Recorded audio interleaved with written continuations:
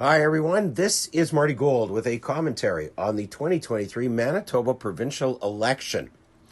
There's so much going on, so many different aspects to the campaign promises, developments, media reports, etc. that I've been asked, what do you think and what's really going on? I'm doing my best to get to all of it, whether it's here with winnipegtribune.ca or over with the Great Canadian Talk Show podcast. But I wanted to take a couple of minutes here as we kick off this week to give a primer. Well, I'm not giving the primer, actually. Wab Kinew and the NDP are. Last week, the provincial NDP, as part of their campaign trying to take the seat of government at the provincial legislature, they thought it would be a good idea to offer not insignificant financial incentives to get Manitobans behind the wheel of a new or used electric vehicle. Wab Kinew told the media that the NDP's plan would be to offer a $4,000 rebate for a new electric vehicle and a $2,500 rebate for used electric vehicles. And this would include the plug-in hybrid and leased vehicles. Now, what is the rationale offered by NDP leader Wab Kinew? We have to deliver incentives to help the average family make clean, safe, and healthy choices to fight against global warming. So the guy who objected to giving people $250 in cost of living assistance that was doled out by the Stephenson government objected to what was the carbon tax rebate, like $125?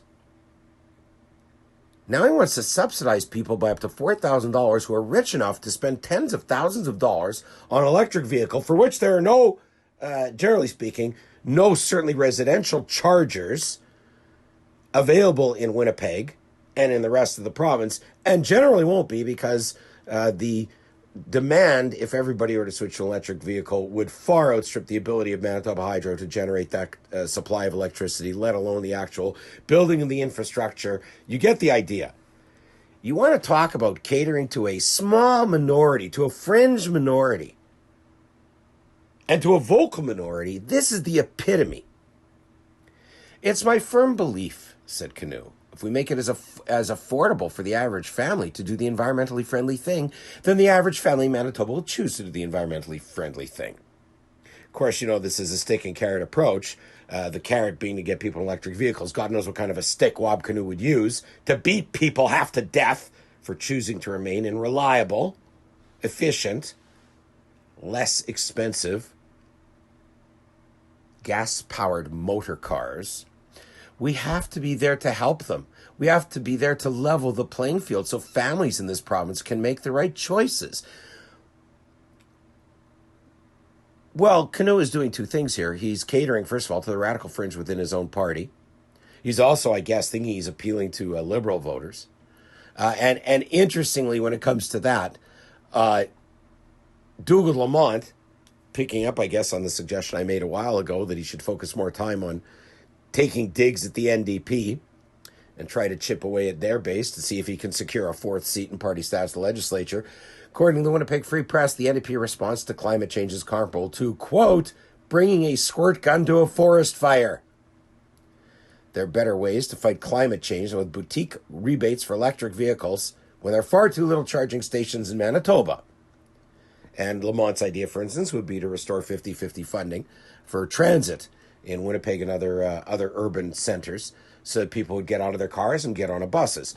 Set aside that there's certainly in Winnipeg, the aspect of how thoroughly unsafe riding a bus, waiting for a bus and then riding a bus and then getting off the bus is in Winnipeg. But even liberals, who are the champions of the electric vehicle nonsense, even they say that this is a stupid idea. Who thinks it's a smart idea? Well, that would be the people that are encouraging these kinds of things, these beliefs in, the eco hysteria that is going on. Let's give another example also from the Free Press. Dan Lett Actually, I can't say what he thinks about this particular proposal, but it's encouraged. These ideas are encouraged by columnists and others in the media who have a similar mindset to Dan Lett, claiming this is, he put it, the hottest and smokiest summer in recorded history. Absolute nonsense. And then, of course, tying those kinds of things to climate change and the so-called man-made climate change, etc. Well, that's absolute nonsense. There's a 2-week period in, I think it was 1936, where the low temperature overnight in Manitoba was around 28 degrees. Where for 2 weeks, this country was burning up. That was pretty damn hot. Hotter than what's been experienced lately, isn't it? But they propagate these lies. Smokiest summer in recorded history. I have a feeling that that's also not true based on my own recollections of the forest fires in northern Manitoba in the early 90s. I think it was 91 or 92. But, they create these truths. Because if it's published in the newspaper, it must be true. It's the hottest and smokiest summer in recorded history. And Lett turned around in this case, criticizing Heather Stefanson, saying Manitoba's premier has decided to launch a political attack on the federal carbon tax while introducing an energy plan that calls for a precipitous increase in our reliance on natural gas. Natural gas, bad. Electric vehicles, good. Have you ever heard such stupid nonsense in your entire life? Well, Dan Lett complains that Stephenson has turned the federal carbon tax into an election issue. That might actually appeal to voters. Now, the flip side of that is, who does a credit for electric vehicles, to purchase electric vehicles, who does that appeal to? Eliminating the carbon tax, or going to court to fight to eliminate the carbon tax on natural gas, making home heating affordable for Manitobans, you can see that that's got appeal with voters.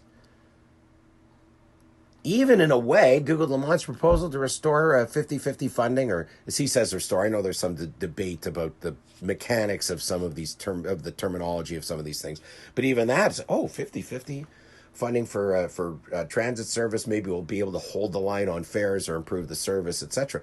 That's got some potential to move a vote. Is Wab Kinew's proposal to subsidize electric vehicle purchases by $4,000, is that going to move any votes? No. I hate to overuse a term that's frequently used to describe other more sensible policy proposals and initiatives that are coming out in the election. But that's a dog whistle. To those who live in fear of circumstances that are beyond human control, and those who live in fear of so-called climate change because they don't understand the difference between climate change and weather. So it's a dog whistle. Vote for us.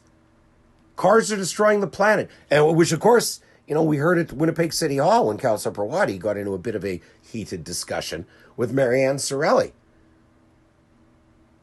whose proposal for this and that gets in the newspaper, but the backup to her argument, cars are killing the planet, moms taking their kids to hockey practice, they never report on that other hysterical side, on the illogical arguments, on arguments that rely on matters of faith. And believe me, this is very cult-like. All of these kinds of statements about climate change and cars killing the planet and all these other things. It's very cult-like. Wab Kinew, dog whistling to the enviro cult. Perhaps this will convince some people that it would be a clean, safe, and healthy choice to make. Well, it's safe until that EV battery blows up. And then it becomes very unsafe, very unclean, and very unhealthy. And I don't see where the media held Kinew to account at all for, well, where the charging station is supposed to come from and how much it's going to cost and how much more power will hydro have to generate and how will the city of Winnipeg be able to handle the infrastructure required to charge these cars at their home bases, people's apartment buildings, or at office buildings downtown, for instance, right? The Wawanesa building is being abandoned on Broadway. They never ask him the hard parts of the question. The easy part, give away money. The hard part, thinking it through. When people realize that Wab Kinew is against carbon tax rebates to make life more affordable, is against natural gas, is against cost of living rebate checks, but he's for giving people who can afford an electric vehicle another $4,000. This is, as I said, a primer on how to lose an election 101.